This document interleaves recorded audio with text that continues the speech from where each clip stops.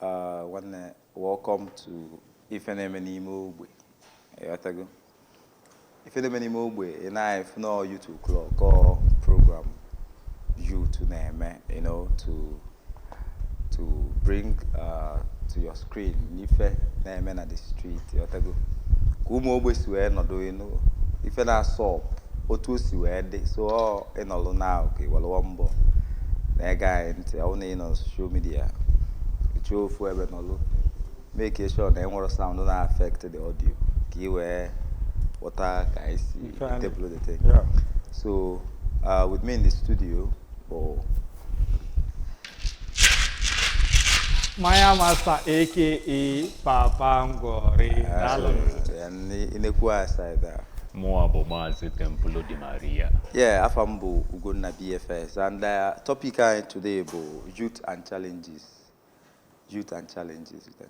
Ono zioduka challenge. If any youth akamba. Yes. If any youth akamba. Okay, today we'll be discussing it. Mana aswa ni bumbo for the oka imogo more as about challenges imogo odeko muyani. So the my master looking at youth and challenges majwage between omoazi, children, the youth and the adults, the older adults. Kebe life challenges. These 3 stages. Yeah. I can as well feel the toddler's challenge. Which is most times no decide let me go to television, let me go and touch wire. Somebody will come and pull the person back. Challenge. Yeah. So come made that thing. If you put your way back. Yeah. But on the other hand, before you know what's happening, another thing you catch your attention. Will shift to it. Then those ones, you'll come to youth. Ndị kana abanye na ndị gbaguten. At a point, mgbe mmadụ na-achọ ịbanye to your eye asị na onye esolugo na youth. The challenges are much to adolescence, all those things that precede the youthhood. So if you work out these things, you feel that life of youth from when actually you go to the youth self, based on the things that are challenging them, not the much. This is the stage where you will know a clearer picture of your life. When on a walk or on other walk on a stage so if you upload on the aqua school, oga ke ama ubulone da go jam ikaya continue ki jeze choba another thing. It's a very, very complicated stage in the sense that most times they lose direction. Young people they lose direction in knowing which way to take to a better life. So this is the stage and form everything Maria Bonandoya. So if you lose this stage, most times this is the stage and they lose life too. To things in a question. Yeah. Let's say no ko join one name ulueba bad luck. This is the stage and they lose health. To things, okay, the person will meet a bad friends, buy into maybe drugs or things they are maybe health, yeah. So it's a very, very crucial stage, Nando Mado. It's wise to understand. Yeah. Why I got where that direction lose you too. Yeah. So and another thing, this is the stage and I build social capital. Yeah. If you build social capital, if there's a business that you are driving, or at this stage, if you are becoming successful, or you are choosing fall back to, and spend there the rest of your life on the average. So that's it. Youth were much challenges. That's what I have to say. But yet, I think the challenges is it? Yeah, of course. Now you can go where na youth koka. Okay. Based on the that place, you will go direction. He settle go. Oblo ne batare go youth. You might go and they go so. Oblo ne batare go. You got at that stage. You might go enjoyment. Yeah. So all this place, now that problem of enwelo direction. ebe a ka ọ na-anọ enye ezigbote nsogbu na this stage now. So onye fu youth nya meli ebe and those stage akwa no na nwe ka o si dị n'obodo ọ bụrụ na ọgụ ka a na-anọ anyị asịfa ngwa ndị youth na osisi dachi ụzọ ngwa ndị youth na even self ọ data nke eje nga akpụrụ youth. So there are so many things na-eme youth. Onye fu youth onye nọ na that bracket nya mechiteli ebere somehow. But adịma ekwukwa onye ahụ n'obi a mberede enyi dike mberede ka eji ama dike obi eji ahụ youth ka ihe ejikwa wee conquer that kind of thing. Onwe stage ihe elu ime enwezi that strength. That's it. All right, let me hear from you, Temple. Yes, I agree with him. Yes, each stage we're challenging here. Man, if you look like youth, Abia na that youth stage. I mean, if it's real consequences. You know, yeah. I mean, every as a child, as a child, almost for the FM, I buy a log. I'm a meta. Almost for the FM, only as they take your consequences. I'm a meta. A pia go belly tala rapogi. Man, as a youth, if what for man on money, I put a home. A bella there. Nka bro, sorry, it's a child sorry, my what here. My would take gear complete. Of course. I'm a meta. So at that stage, and then at that stage, any decision you take, enough for results, yeah. Immediately. Car browsing can the 4 person I have where MSC on young.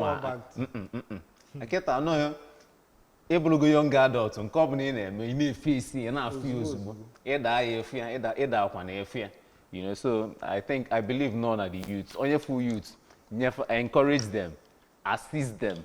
Yellow Fakaki and Yellow Makana. If I know there is.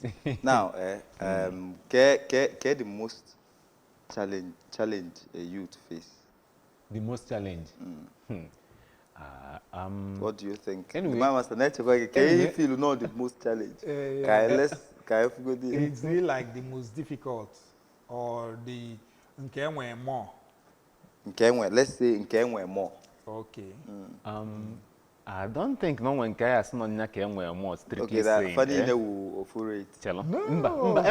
no like 3 or 4. Then I rate in the same place. Like identity challenge. Amameta. Youth, you start trying to form your own identity to define yourself. Amameta, and it is very challenging. Okay. Many people will be popping inside your head trying to make you them. But you are still trying to define yourself. And if you don't define yourself, you may end up getting lost in life. As no one lose your sense of direction. Makanoya define the survival side of human being, the unemployment, or the underemployment. Okay. The money challenge. Now, the unemployment or the underemployment and financial challenges. There are a lot of people in survival mode. You know, you know. So I think that these two rates in Fanabo are the same place. Because Fanabo will be fair. All right, the man was the list. Yeah, I'll touch drugs, man. I'll touch drugs and what drugs in the youth. I'll touch peer pressure, like if peer pressure in the youth. Yeah. So all these things matter to them. And another thing, intimidation based on Onyekamadu. Yes. Most times they will ask, who is your father? Who do you know? Yes. As a young man growing up, if you don't know that any big head, or maybe your father is not one of the big heads, yeah, it's a challenge too, a very big challenge. So if you can save yourself from drugs, from peer pressure, yes, then you want to succeed in life. You will alluded to a stage that somebody is asking you, who are you? And you mention your name. Identity. Yeah. Who are you? And you mention your name. Yes. If that name does not ring bell, that means you are kind of lost. Whose child are you? You cannot lay your hands on any popular stuff to mention. So all these things are things we have to consider as a society.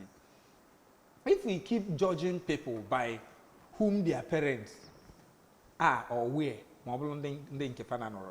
So all the youths affect seriously. Yes. So if somebody it's better to judge somebody by the individual character of the person. Or let's say now maybe now the parents or something.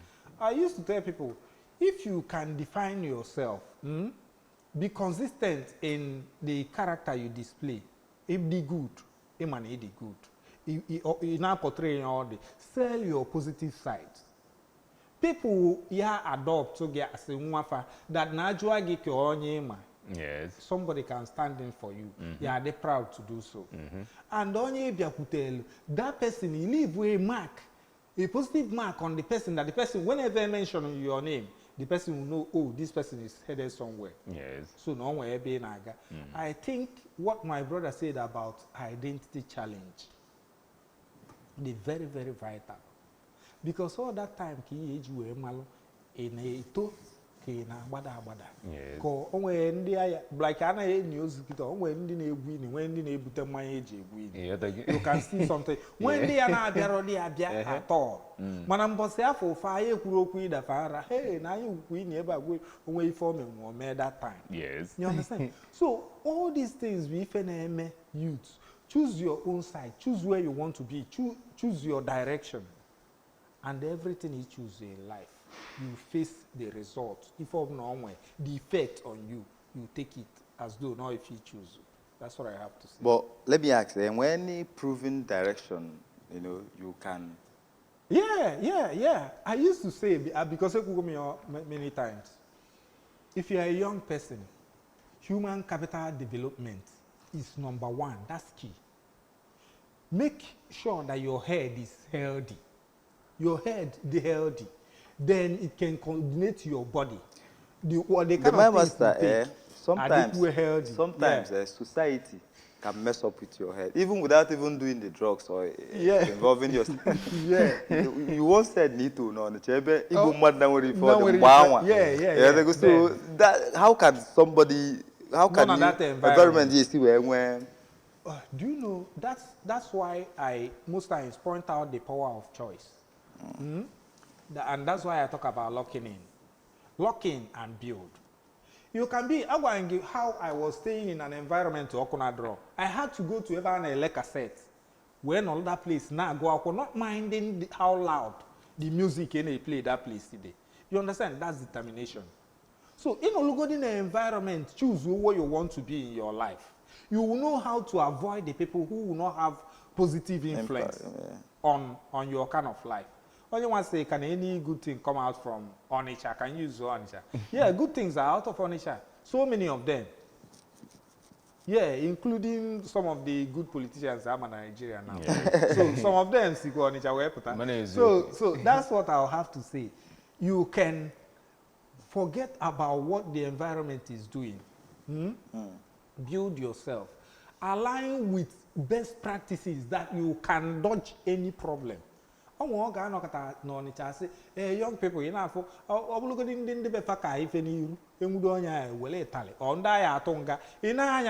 like that. You leave the environment. That's the thing. Avoid problems. Just know what to do to avoid, and until you're able to leave that environment, make sure you don't get into big problems. Even though there were odds. I used to say that. Even though there were odds. Like in Apota, or if you want that, so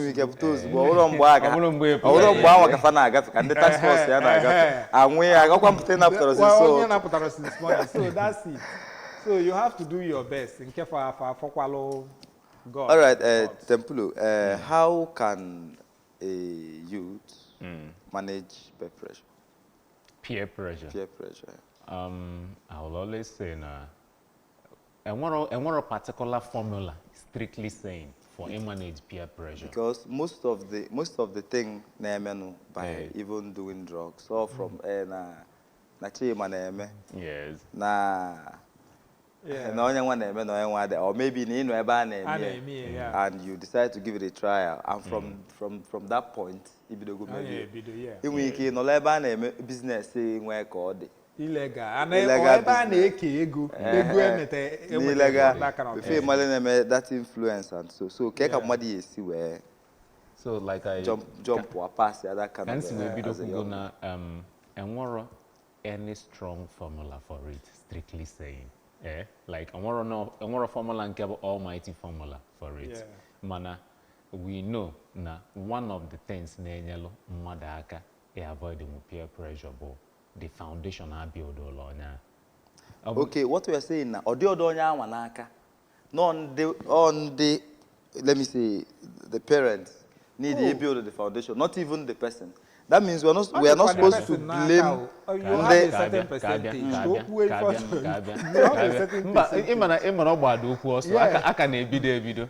First of all, the foundation build goes a long way. Because when you have a solid foundation, you have strong self-esteem. No,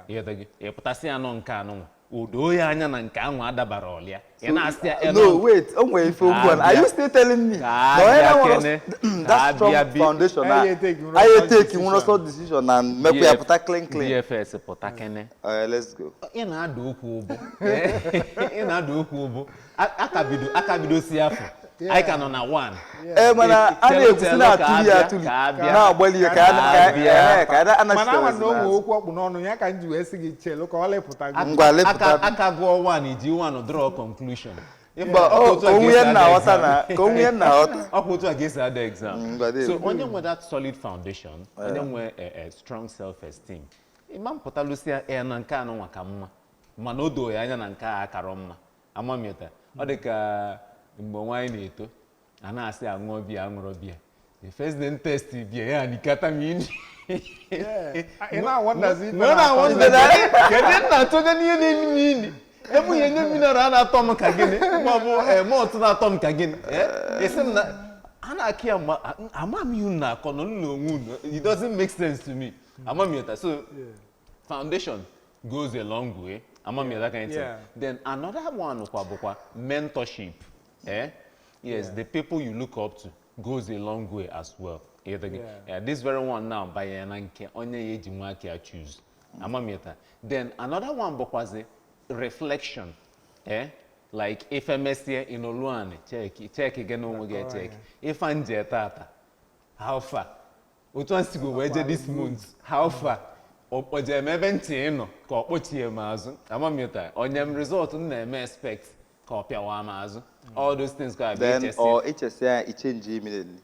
HSA you start I don't make expect it change but because I'm on them where so in which I in here the next time if we can cook it maybe that day it consume where if another consume Eba no checha said that and maybe before each team we can on the third bottle.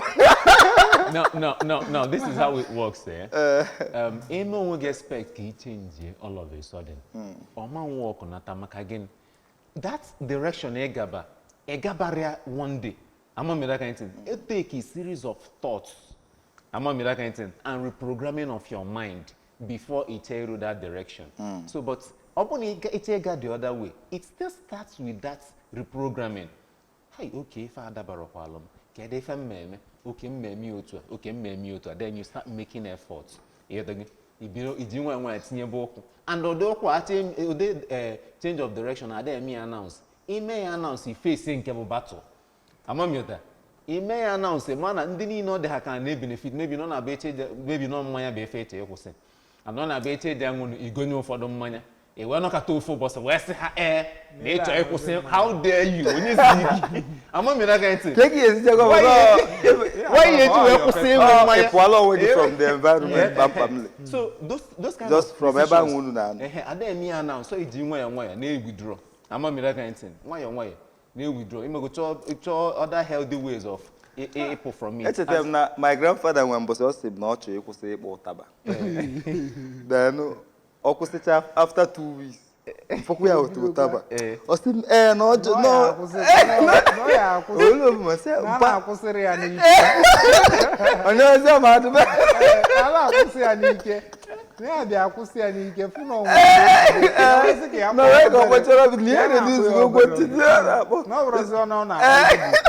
Yeah, ọ bịara ọgọ nwa another reason ọ sị gị na ọkwa na-azụzụ na-emi ya mana ọ na-ebidogori from onwe ike ọgwa gị na ya akwụsịgo echi na abụ ọchị ịkpọ ọfụ gị ozo ya onye na-ezozili gị ọwọpụta o nwere ka esi nye nsogbu ọtụ ọgụ gbawa mba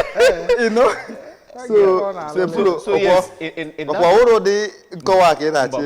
that very regard, there is that saying that nature abhors vacuum. It equals something. Instead of try, why not find something else counter the other one? But anything that will engage you needs to be higher.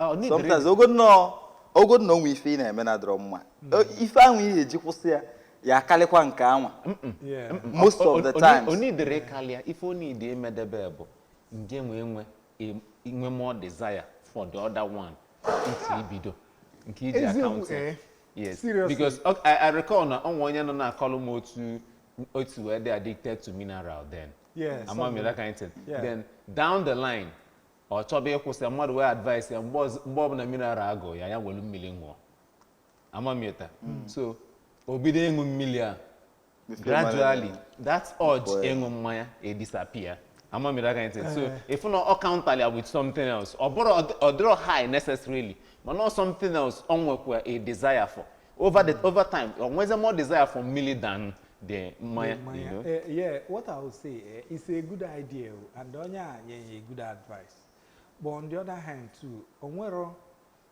onya na-aṅụ mmanya na-aṅụbu mmiri before because you cannot tell me no mmanya ka o jizi eme mmiri like oye elini no mmanya if no oya brush no mmanya ọ na-aṅụ mmiri before and mgbe eji wee sizie ya welu mmiri wee cover for mmanya that means the person with the intention no without iji mmiri cover na akpọ onye ụdị afa ọ ka ya akwụsịnwu that mmanya because mmiri ọ na-aṅụbu ya before that time. What I'm trying to say is that sometimes I wonder why somebody will form a habit or form a child habit. Obviously, I'm not battle with stopping that thing. Okay, for one single habit, I don't have.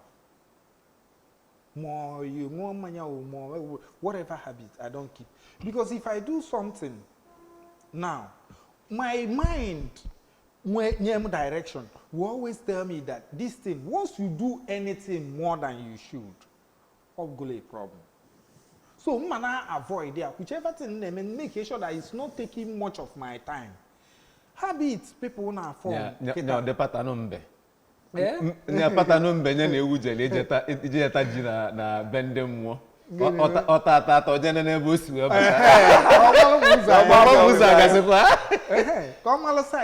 so it's good to understand that all these things are self-discipline can stop all of them. If you are disciplined, you cannot, what you want is what you want. You cannot say no when you mean to say yes, and you cannot say yes when you mean to say no. Yes. So what you don't want is what you don't want. So if you are focused and you have direction, you wouldn't be thinking all these things. When if you know about peer pressure, I wanted to say something about that. The etuosia mbo fodo mmadu ya ejecha prison nata ndo ya agbanwe. Yes. Obulu because of ife na-enya. Or we eje somewhere where no that place or full intimidation first of all. Where that place obulu ya go open to get anything ye me or tackle more intimidation. Yes. Oluebo full a bad egg.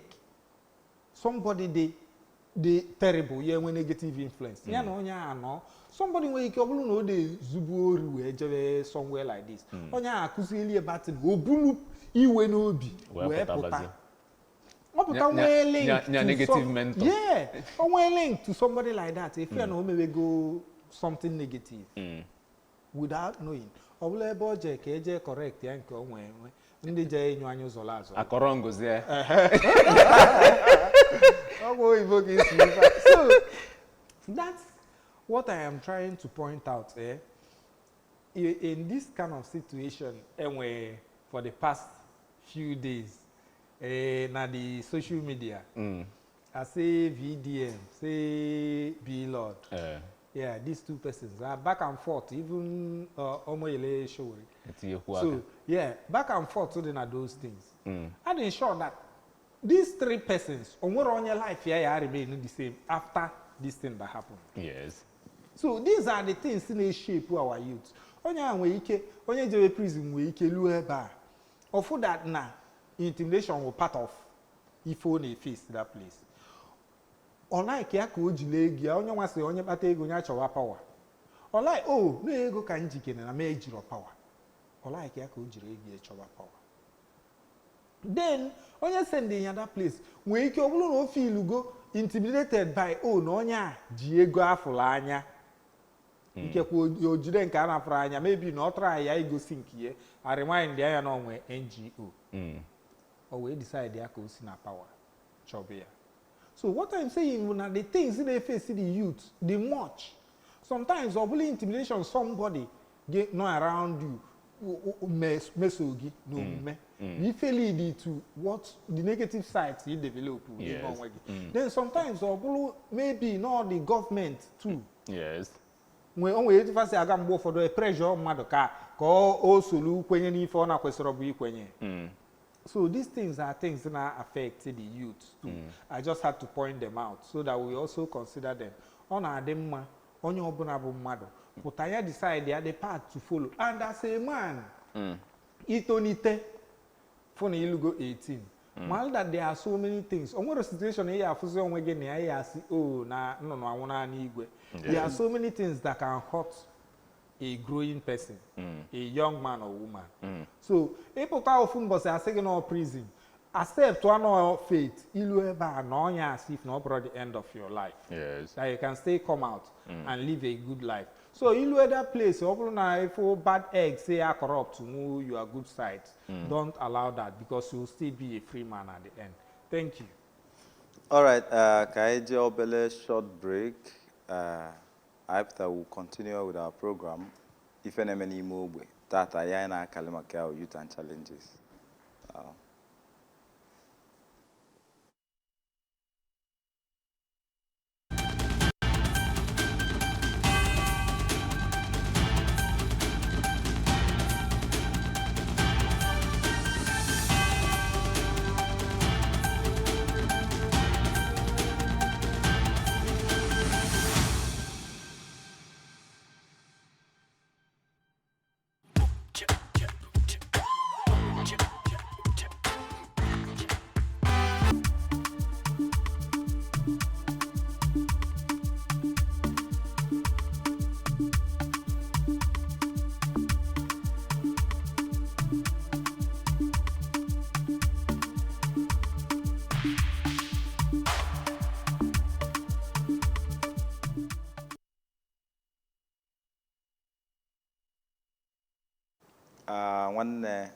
Welcome back from this very short break.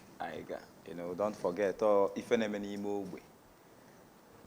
Oh, that's the youth program. If any more Ogbe. So and Nimo Ogbe, now if no youth to Jukwadia. Wherever youth na youth is everywhere. Manto. There are challenges. Even I forgot challenges. No, they all know today. And the my master coming to this in charge again now. Why is it that an entrepreneurship field? Yeah. And I funa big herds.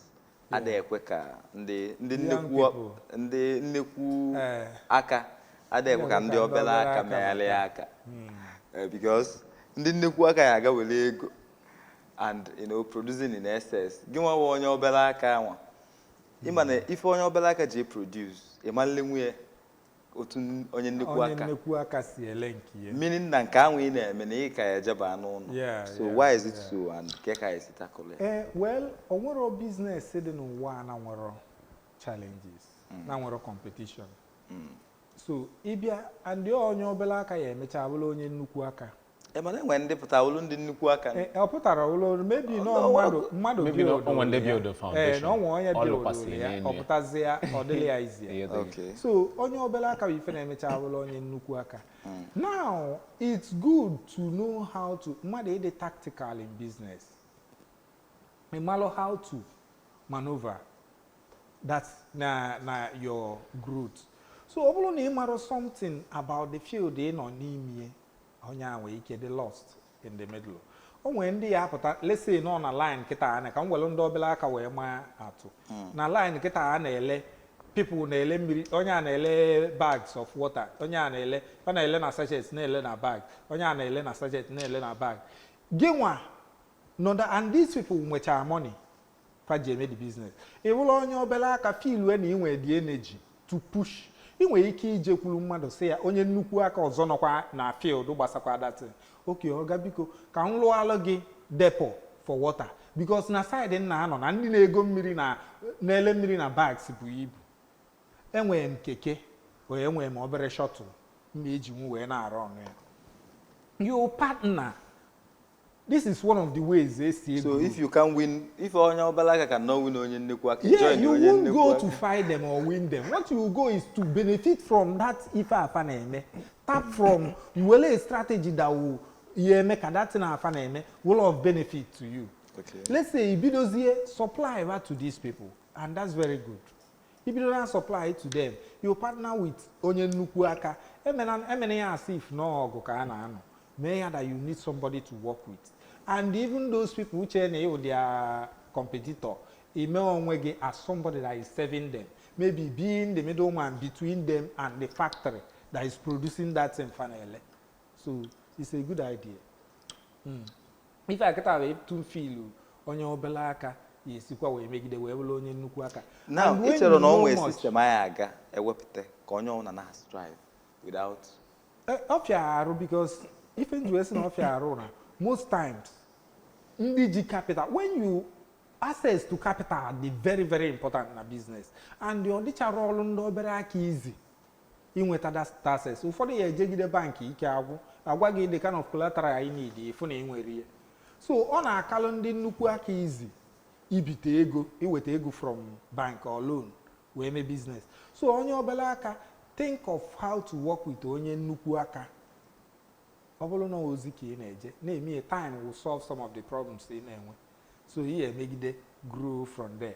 I just will feel like telling everybody that it's not possible. Ije say na ihe magic. We compete with onye aka gị na ya nara.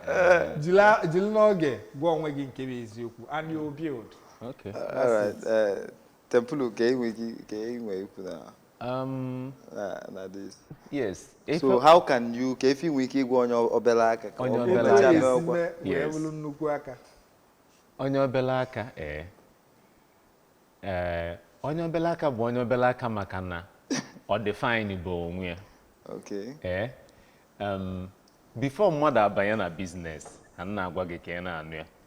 Before mmadụ abanye na business, ọ bụ na enwero a unique value proposition, you are not in business yet. Yes, another say see what you can learn from under already. Man, I sort of recreate exactly.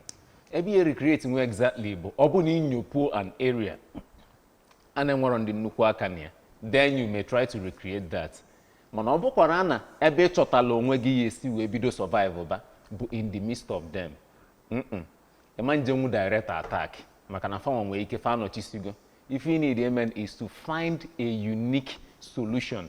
Ege ndị mmadụ ntị onwe ife a na-complain maka ya. Ndị nnukwu aka nwere ike fada enye the services ọfụma. You find a way of giving the services better than them. Unique value proposition. Akwa ifo ni inyopugo a different angle now. Onwe ike ọbụna fa na-produce na nnukwu mana ọ dị esichi ike ọfụma ọ na-adị deliver bi ọfụma and things like that. Okay, like the kanjilu Amazon for example now. Amazon. Kanjilu Jack Ma. Example now. Again, he began to obido his own business. If on a he tries to deliver whatever the mother order from him as fast as possible. Or gaba as far as warehouses close to every city, every major city, about their services in Naga. So that as quick as possible on where he deliver. Now, no one doesn't know in the business, but due to that unique value proposition, due to no negative for then you already know the meta see of forma, or meta be of forma, amameta.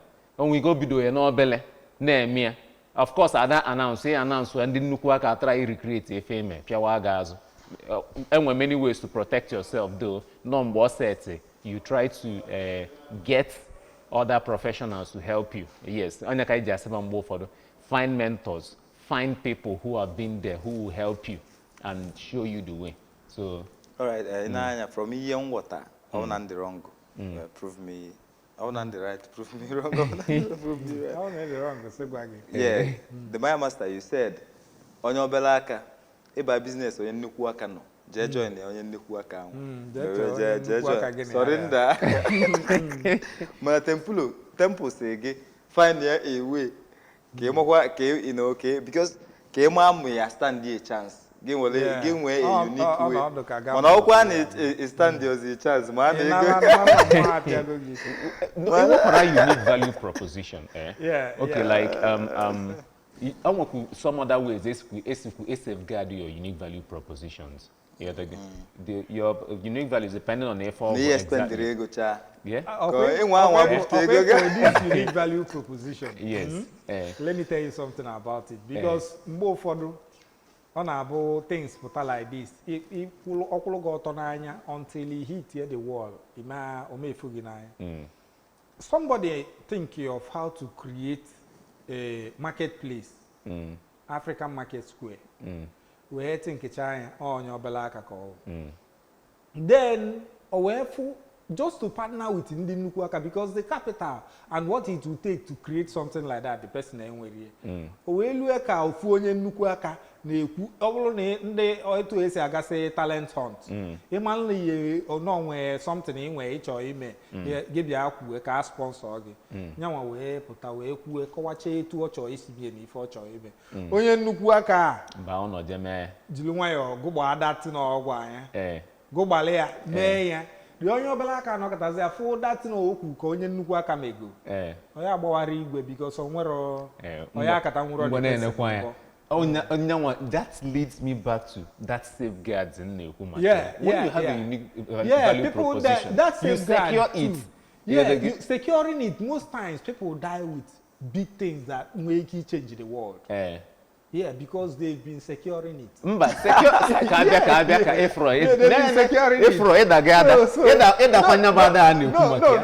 the truth. So most times I believe if you cannot do it, you let it go. Securing it to yourself, right? No. So define it. Define meaning by securing it, but securing it legally. On we fan about intellect. When you have the funds, you are no longer Obelaka. Somebody that wanted the funds to push it forward. I can hear you. I can hear you. No, on we fan about intellectual property. Yeah. Now, if you have that thing, or declare enough, as in enough, tangible, mighty creative and I recreate it. Then you secure it as an intellectual property. How do you do that? On your belaka cable, when on mobile hustle in Na-eme, or gala run too much is secure. I'm a miracle. Email those little hustles. You secure them. We secure the key openly. Normally, most businesses go to a fast way video. They had to pitch it to some people, investors. I'm a miracle. But pitch it to investors. Investors say, okay, now this if I do it's a good idea. I'm a miracle. Can you create it? Yes. Here we got to bring on resources. Set up the business. Intellectual property will protect on we can say all of your family see okay, thank you. Here will and on any legal recourse. Mananda wa potalo na ya funna na amayekwa aka ebe na nsogbu agbafela ọsọ. So the vultures are agbafela and the real investors will show up. Maka na ịma na enwe vultures, ma na enwe investors. Yes. So vultures vultures bụ ndị nke na-eche ịpụta ikwu without giving you anything. Then give one idea bluzo jegodi legal. Ogala run mana onwe ị na-ekwu onwe ebe uche na-aga. I'm know where somebody will Ratel app in Nigeria now, right? And that Ratel or somebody use that word. Yes. The person or general register or something. And then also if onyanwa where the app would you jebe ije na-ekwu maka ya.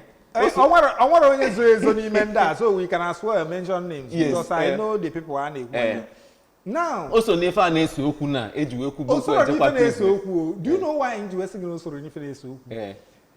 That rattle as a non-animal call. Now you cannot trademark the animal. Now that word, however, because I won't go into the legal side of the whole thing, according to them, the open in a court. Yes. So what I am saying in essence is that people may have idea of something.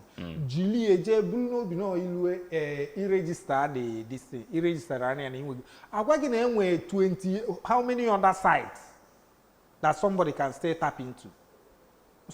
Like it was a Lord group, not the registered. Yes. Then the other person came out to say that near register go to other sites. Yes. On your can register. There are so many things you can never know it all. Mobile neighbor on your belaka.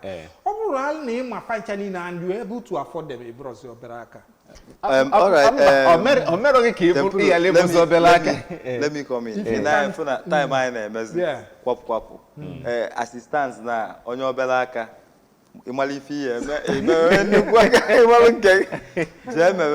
All right, we've come to the end of the program. If you're any more, I want to get topic on youth and challenges. Eba, can I draw the line? I want to get follow on all the social media, anywhere. Facebook, I'm very active. TikTok, X, Instagram. Bombone follow our program. All right, with me, the Maya Master, Temple, yes. Now we're going to BFS, Dalun.